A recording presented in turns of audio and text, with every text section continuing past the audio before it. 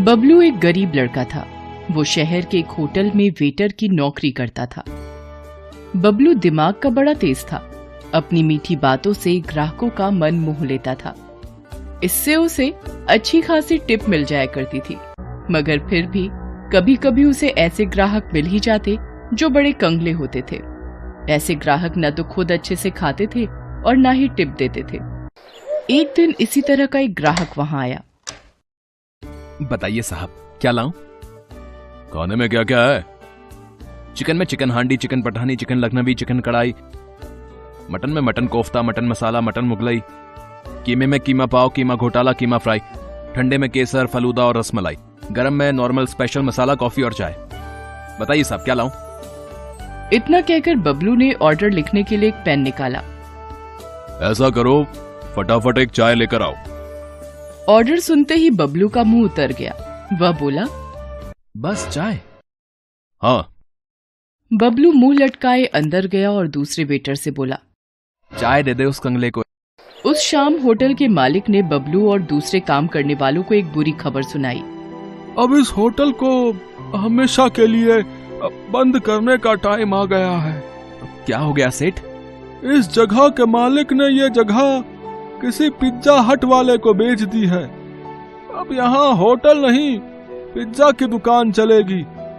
इसलिए आप सब लोग अपना अपना इंतजाम देख लें। इस पिज्जा हट ने तो हमें ही हटा दिया। होटल बंद हुए कुछ दिन बीत गए। बेचारे बबलू को कोई काम नहीं मिला। वो अपनी छोटी सी खोली में उदास बैठा था। तभी उससे मिलने उसका एक दोस्त रघु वहां आया। रघु को देखकर बबलू बहुत खुश हुआ। उसने उसके लिए गर्मा गर्म चाय और पकौड़े बनाए। वाह, क्या पकौड़े बनाए यार तूने। ये तो जैसे मुंह में घुले से जा रहे हैं। एक काम क्यों नहीं करता, तू चाय और पकौड़े का एक छोटा सा ढाबा खोल ले यार।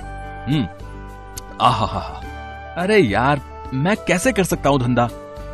और ये चाय पकौड़े का भी कोई धंधा होता है?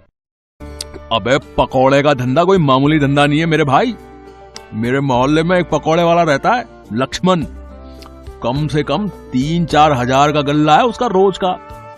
अरे भाई, एक आदमी इसी तरह से चाय बेचकर देश का प्रधानमंत्री बन गया और तू इसे छोटा समझ रहा है?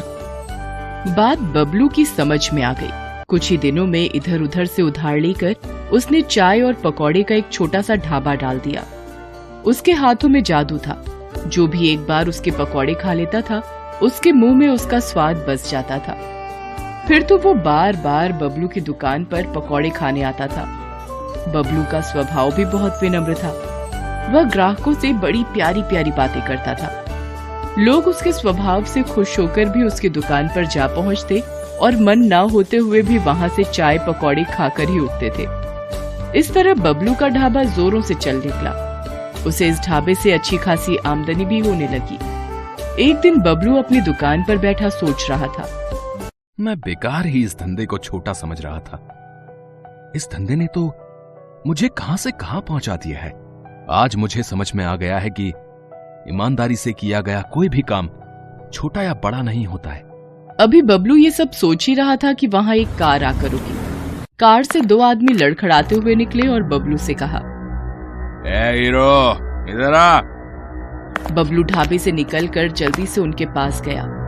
उनके मुंह से शराब की बू आ रही थी। एक काम कर, 2 प्लेट आलू पकौड़े, 2 प्लेट प्याज पकौड़े और 1 प्लेट मूंग दाल का पकौड़ा लेके आ जल्दी से। बबलू ने देखा कि दूसरे आदमी ने शराब की बोतल और 2 गिलास निकाले और कार की बोनट पर रख दिया। उनका इरादा वहीं शराब पीने का था। उनका इरादा समझकर बबलू बोला, साहब, पब्लिक प्लेस में शराब मत पीजिए। अबे जा, ज्ञान मत दे, ऑर्डर ला जल्दी से। बबलू जल्दी से ऑर्डर लेकर आया। उन दोनों आदमियों ने वहां शराब पी और पकौड़े भी खाए। फिर दोनों वहां से जाने लगे। तभी वहां बबलू आया और बोला, साहब, पैसे तो देते जाओ। मुझसे पैसे मांग रहा है? अबे जानता मैं कौन हूँ? आप कोई भी हो, मुझे मेरे पैसे दे दो। आपके टोटल 120 रुपया हुआ है। अबे वीरेंद्र भाटिया नाम है मेरा, इस पूरे इलाके का म्युनिसिपल कमिश्नर हूं मैं। अबे तेरा धंधा बंद करवा दूंगा, तो जानता नहीं मेरी पावर को। मैंने तो बस अपने पैसे मांगे थे साहब। बबलू की इस बात से वीरेंद्र भाटिया आग बबूला हो गया। उसने जमकर बबलू की दुकान में तोड़फोड़ की और वहां से चला गया। बेचारा बबलू अपने ढाबे की हालत देखकर रो पड़ा। वीरेंद्र भाटिया का गुस्सा इतने से शांत नहीं हुआ। अगले दिन बबलू को दुकान बंद करने का नोटिस मिल गया म्युनिसिपालिटी से। बबलू पर तो जैसे आसमान ही गिर पड़ा। दुकान के बंद होने से सिर्फ बबलू को ही नहीं, उन लोगों को भी परेशानी होने लगी जिन्हें बबलू के चाय और पकौड़ों की आदत लग चुकी थी। एक दिन बबलू अपनी खोली में उदास बैठा था, तभी वहां कुछ लोग आए।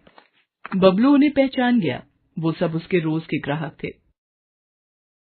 अरे बबलू भैया, अरे और कितने दिनों तक ऐसे ही बैठे रहोगे हैं? अगर अभी कुछ नहीं किया गया तो इस भाटिया की मनमानी बढ़ती ही जाएगी, बता रहे हैं। आज तुम्हारी दुकान बंद की है, कल हो सकता है पूरा बाजार बंद कर दे। तो मैं अब कर भी क्या सकता हूँ? तुम हमारे साथ उस भाटिया के ऑफिस में चलो, हम वहीं विरोध प्रदर्शन करेंगे। इस तरह बबलू उन सब लोगों के साथ चला। इतने लोगों के साथ होने से उसकी हिम्मत भी बढ़ गई थी। वो भाटिया के दफ्तर पहुंचा और अपनी दुकान खुलवाने की मांग की। भाटिया बाहर निकलता है और गुस्से में बबलू से कहता है, अच्छा, तो तू इन सब के साथ मुझे डराने आया है? तू जानता नहीं कि तू किससे पंगा ले रहा है? मैं तो जानता हूं, मगर शायद आप नहीं जानते कि आप किन लोगों से पंगा ले रहे हैं। ये गुप्ता जी हैं, हमारे एरिया के इंस्पेक्टर। रोज ड्यूटी के बाद ये मेरी ही दुकान पर चाय पकौड़े खाने आते थे। ये धर्मपाल जी हैं, यहां के एमएलए के खास आदमी। इनकी पार्टी की मीटिंग भी मेरी ही दुकान पर मेरे ही चाय के पकौड़ों के साथ होती है। आज 10 दिन से मेरी दुकान बंद है। ये सब गुस्से से बौखलाए हुए हैं। अब आप समझ लीजिए कि कौन किससे पंगा ले रहा है। ये छोकरा ठीक ही कह रहा है। पुलिस और नेता लोगों से पंगे लेना ठीक नहीं है। ठीक है, ठीक है, मैं तुम्हारी दुकान खोलने के कागज तैयार करवाता हूं। फिर भाटिया अंदर जाता है और बबलू की दुकान का परमिट लाकर उसे दे देता है। इस तरह बबलू की होशियारी और लोगों के साथ से उसकी दुकान फिर से चल पड़ती है। Thanks for watching.